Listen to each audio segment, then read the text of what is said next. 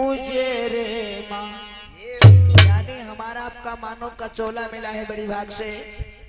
ये सुंदर सा मानव का चोला पाए हैं तो समझ लो हम आपको उजेले में आ गए हैं।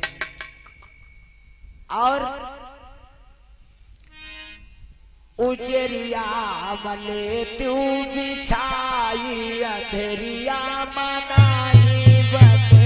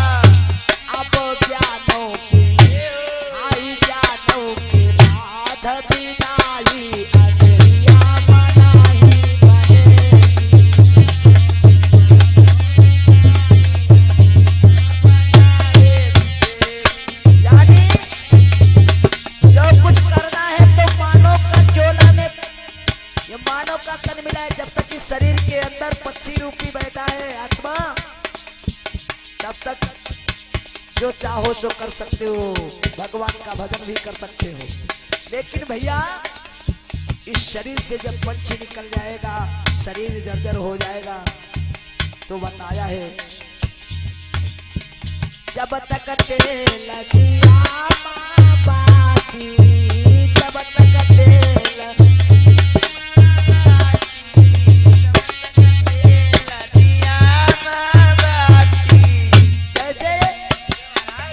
तेल डाला जाता है, दीपक जलता है, वैसे जब तक इस शरीर में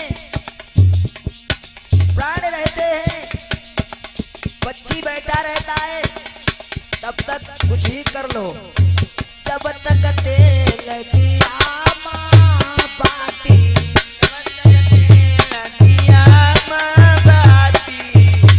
अब तब लो पाड़े दिखाई अजरिया बनाई बनेगी।